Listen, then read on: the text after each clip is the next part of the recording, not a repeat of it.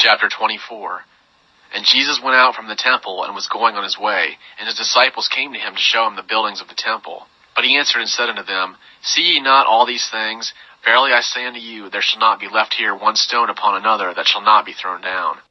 And certainly Jesus here is talking about the buildings of the temple, that they will be destroyed, not one stone left on another. And I think that would include what the Jews call the west wall of the temple today, which I don't think is the west wall of the temple. I think that was part of a Roman fort. But Jesus said, every stone will be turned upside down, thrown down from the temple. And as he sat on the Mount of Olives, the disciples came to him privately, saying, Tell us, when shall these things be? So right after Jesus says the temple will be destroyed, he's sitting on the Mount of Olives. Some people call this the Olivet Discourse for that reason. And they ask him, when will these things be? Jesus said, the temple will be destroyed, not one stone left on another. And they said, when will these things be? And what shall be the sign of thy coming and of the end of the world? So I think they're asking the same thing. I mean, they were only talking about the destruction of the temple. And they said, when's it going to happen? What will be the sign? And the end of the world. Now, it would be interesting to, I guess, talk about what they even thought the end of the world was. I think they're talking about the end of the age, and that would be the Jewish age, being replaced by the Christian age, which was what Daniel prophesied about. The statue prophecy with the head of gold and the feet of the bronze and clay or whatever. And this rock that rolled down the mountain to destroy the temple, to establish a kingdom that would never be destroyed. And that's what they were looking for, the Messiah to bring in this promised kingdom. So what's the sign of the end of this age and the beginning of the next age? So I think they're asking for this same singular point in time when the temple would be destroyed, which is what Jesus said about the stones being overturned and destroyed. So some people think they're asking three different questions. When's the temple going to be destroyed? When is the sign of your coming at the end of the, or before the rapture or something? And when is the earth going to be destroyed? I don't think they're asking three different questions. I think they're asking one question. When's the temple going to be destroyed? These things that you just told us about, when's it going to happen? What will be the sign? And which would also be the time that the Jewish age would end.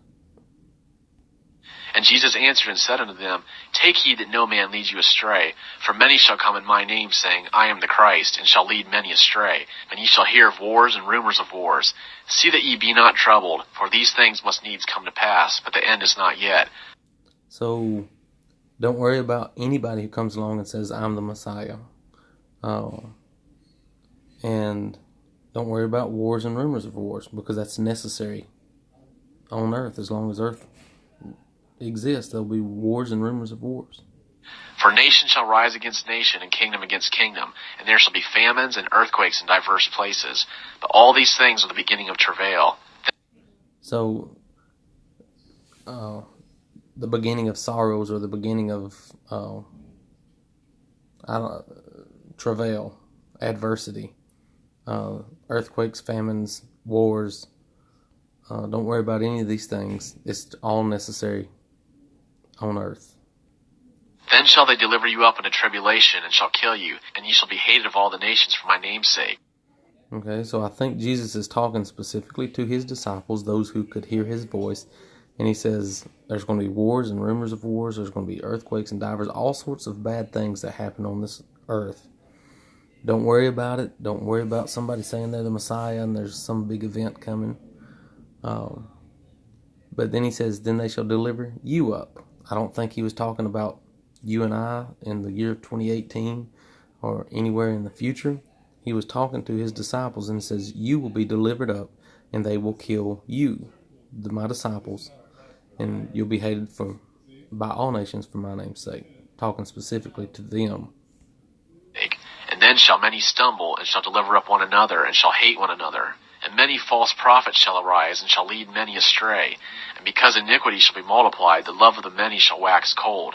But he that endureth to the end, the same shall be saved. And this gospel of the kingdom shall be preached in the whole world for a testimony unto all the nations, and then shall the end come. Okay, so the gospel would be preached. The gospel of the kingdom will be preached to the whole world for a testimony to all nations, and then the end shall come. So what is the end? The end of what? The end of the Jewish age, I would say. The end of the Old Covenant and the age where the Jews were God's chosen people. And all nations of the earth will be blessed, which was the promise that God made to Abraham, Isaac, and Jacob. When therefore ye see the abomination of desolation, which was spoken of through Daniel the prophet, standing in the holy place, let him that readeth understand. So Jesus is talking specifically about something that Daniel said, the abomination of desolation. And I'm not exactly sure what it is, but I believe Caligula, the Roman Caesar, made a statue of himself and put it in the Jewish temple. It could have certainly been something like that. An idol inside the temple would be an abomination of desolation. Then let them that are in Judea flee unto the mountains. So this lets us know that this adversity that he's talking about was specific to the region of Judea. Judea is not symbolic of any nation or people. It is a specific location. Now, it certainly would be the land of the Jews, but it would include anybody who would be in the land of Judea, that they would need to flee as soon as they saw this abomination of desolation, which very well could have been a Roman idol placed in the temple of God, the Jewish temple. Let him that is on the housetop not go down to take out the things that are in his house. And let him that is in the field not return back to take his cloak. But woe unto them that are with child, and to them that give suck in those days. And pray ye that your flight be not in the winter, neither on a Sabbath, for then shall be great tribulation, such as hath not been from the beginning of the world until now, no, nor ever shall be.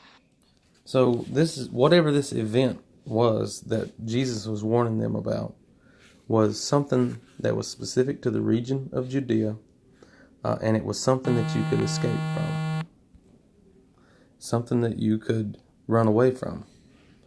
But you would have to run quickly because it was going to be a sudden type destruction, and you didn't even need to go down and pack your bags. You just needed to go. That's how fast it would happen. And except those days had been shortened, no flesh would have been saved. But for the elect's sake, those days shall be shortened.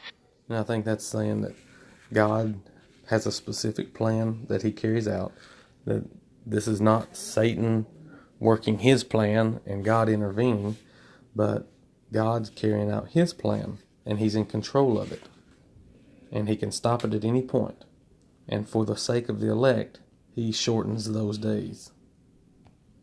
Then if any man shall say unto you, Lo, here is the Christ, or here, believe it not. For there shall arise false Christs and false prophets, and shall show great signs and wonders, so as to lead astray, if possible, even the elect. Behold, I have told you beforehand. If therefore they shall say unto you, Behold, he is in the wilderness, go not forth. Behold, he is in the inner chambers, believe it not. For as the lightning cometh forth from the east, and is seen even unto the west, so shall be the coming of the Son of Man. So I think this is Jesus just saying that don't listen to any person saying Jesus is here or Jesus is there or Jesus is coming tomorrow, because when Jesus comes in the way that he's talking about, there's nothing anybody can do to announce it or to stop it or to prepare for it. It just happens, and there's nothing you can do about it. You don't see it coming. You don't see it. You can't prepare for it other than just what you do every day of your life. It's not like you see a sign and then all of a sudden you can change your ways. It will suddenly come. Now, I think it already came, and I think it was the destruction of Jerusalem in 70 AD. It was not this physical, visible appearance of Jesus returning in the clouds, but that was symbolic language to talk about the destruction of Jerusalem and the temple. Wheresoever the carcass is, there will the eagles be gathered together. But immediately after the tribulation of those days, the sun shall be darkened, the moon. Okay, and this time stamp, immediately after the tribulation of those days, so you'll have the abomination of desolation, which will prompt anyone in Judea to quickly leave Judea. And immediately after the tribulation of those days, it's not like a future tribulation period for us, this 7-year tribulation or whatever people come up with. It was just a trial, a period of great turmoil, which was a war, the Roman-Jewish war in around 70 A.D. is what he's talking about. Shall not give her light, and the stars shall fall from heaven. Now, this stars shall fall from heaven does not necessarily mean that there will no longer be any stars in heaven. I think that's symbolic language. And, the sun being darkened and the moon not giving her light. That could be any number of things, from even if something burns, if a city burns, it can block out the sun. It doesn't necessarily have to be an eclipse, but it could have been an eclipse as well. So the stars falling from heaven, maybe, when a city's on fire and there's smoke in the air, you can't see any stars in the heaven. So maybe it's just saying you can't see the sun, moon, or stars for all the smoke. Or it could be eclipses. But I certainly don't think it would mean that the stars would actually fall from heaven, because the stars are actually suns very far away. It could have been something that appeared like stars falling from heaven, which would be some kind of, fire falling from heaven. And the powers of the heavens shall be shaken, and then shall appear the sign of the Son of Man in heaven, and then shall all the tribes of the earth mourn. So I don't know what the sign of the Son of Man would be appearing in heaven. It could have been fire. I just don't know what it would have been, or what it would be. And they shall see the Son of Man coming on the clouds of heaven with power and great glory. And he shall send forth his angels with a great sound of a trumpet, and they shall... So, they shall see something called the Son of Man coming on the clouds of heaven. That does not necessarily mean that Jesus will be visibly seen riding on a cloud. That could be symbolic language talking about the destruction of a city. Whenever the day of the Lord, for a lot of people, would be whenever destruction comes upon you, whenever judgment has come to a city or to a people. That would be the coming of the Son for judgment. He shall gather together his elect from the four winds, from one end of heaven to the other. Now from the fig tree learn a parable. So when he comes, he gathers the elect from one end of heaven to the other. The elect from the four winds, from one end of heaven to the other. So I guess this is what some people would call the rapture that has not taken place yet. But with these timestamps in this chapter, talking about these things will happen in your generation, and immediately after you see this thing, you leave the city, and then the sun and the moon will be darkened. All these things immediately taking place in this generation. It seems like this would also have to have taken place also, where he gathered the elect from the four winds, from one end to the other. And this could be the resurrection of the dead at the time, but I kind of think that, we talked about how God is the God of Abraham, Isaac, and Jacob, which meant they were already alive at that time too. So they didn't have to wait for this event to be resurrected. It seemed they were already resurrected from their dead. So there are options here. I wouldn't want myself or anyone else to think that there's absolutely no options for what these things could mean. There's only one thing that it could mean. It could mean different things. When her branch is now become tender, and putteth forth its leaves, ye know that the summer is nigh. Even so ye also, when ye see all these things, know ye that he is nigh, even at the doors. So when you see these signs, the abomination of desolation, the sun and moon darkened, the stars falling from the sky, all those things that he's describing, know that he is nigh. This coming is near. This second coming of Jesus, or the coming of Jesus, the Son of God, is near, and it's even at the door. So it's imminent. It's at the edge. It's about to take place when you see these things happening. Verily I say unto you, this generation shall not pass away till all these things be accomplished. And so this is definitive that everything he's talking about here, not just part of it, but everything he's talking about, was going to take place in the lifetime of those who heard his voice. To me, there's no other option for that. The other option would be that Jesus was a false prophet and he prophesied something to happen that didn't actually happen. Or I guess what people would claim is that this verse doesn't actually mean the generation of people who hear my voice. Maybe they think that humankind will not pass away until all these things take place. But it makes much more sense to me that he's talking about the destruction of Jerusalem in 70 AD and the destruction of the Jewish people as the elect of God, and rolling in the church age where all nations would be blessed through Jesus. Heaven and earth shall pass away, but my word shall not pass away. But of that day and hour knoweth no one, not even the angels of heaven, neither the Son, but the Father only. And so I would think here also that 70 AD date was not known by Jesus or the angels, but only God knew that date. Now, I used to think, and I was taught, that this is talking about a future day for me and you, that day and hour no one knows when Jesus is going to come. But all these things he's talking about, fleeing Judea, when you see the abomination of desolation spoken of by Daniel, and Daniel prophesied about the Messiah, Jesus coming, which would be Jesus in the first century when he came, not this future in the year future for us and beyond 2018 when something happens. Daniel had nothing to do with our future. He was only prophesying the future for the Jews. And as were the days of Noah, so shall be the coming of the Son of Man. For as in those days which were before the flood, they were eating and drinking, marrying and giving in marriage, until the day that Noah entered into the ark, and they knew not until the flood came and took them all away. So shall be the coming of the Son of Man. Then shall two men be in the field, one is taken and one is left. Two women shall be grinding at the mill, one is taken and one is left. Watch therefore, for ye know not on what day your Lord cometh.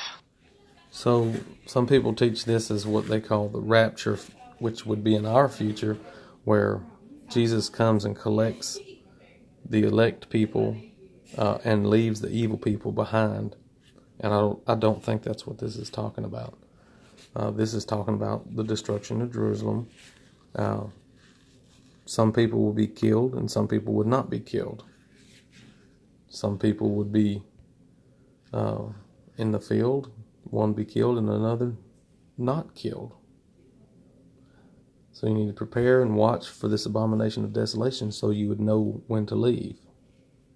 But know this, that if the master of the house had known in what watch the thief was coming, he would have watched, and would not have suffered his house to be broken through. Therefore be ye also ready, for in an hour that ye think not, the Son of Man cometh. Who then is the faithful and wise servant, whom his Lord hath set over his household? So, not knowing when the Son of Man cometh, I think this whole chapter is talking about the destruction of Jerusalem in 70 AD, and they didn't know when that was going to happen, or if it was even going to happen. To give them their food in due season. Blessed is that servant, whom his Lord when he cometh shall find so doing. Verily I say unto you, that he will set him over all that he hath. But if that evil servant shall say in his heart, My Lord tarrieth, and shall begin to beat his fellow servants, and shall eat and drink with the drunken, the Lord of that servant shall come in a day when he expecteth not, and in an hour when he knoweth not, and shall cut him asunder, and appoint his portion with the hypocrites. There shall be the weeping and the gnashing of teeth. So if you act evilly or in an evil way toward people, then you will certainly be surprised when this day comes on you. So you need to live, talking to them, they needed to live in such a way that they were watching and expecting Jesus to come to cast judgment in the way described in this chapter, which would be not pleasant at all, a lot of hardship and turmoil. Just watch for the signs and be prepared, and if anybody wasn't, then they would be surprised by it, and it would be extremely difficult, weeping and gnashing of teeth, when all these bad things happened, and you weren't even preparing or thinking about it. And so I know there's a lot of different ideas about this chapter, but to me the timestamps and the specific location references, such as Judea, indicate that these things all already happened, and there is certainly room for there to be symbolic language about Jesus coming on the clouds, but I don't see how you can change the timestamps and the locations that are mentioned. So I think that's why I think most likely this is talking about the destruction of Jerusalem, which is what they would be concerned about anyway. It starts out talking about the overturning every stone of the temple, and they ask when's it going to happen, and the whole chapter is talking about when it was going to happen. So I would appreciate your comments, and we will continue our studies.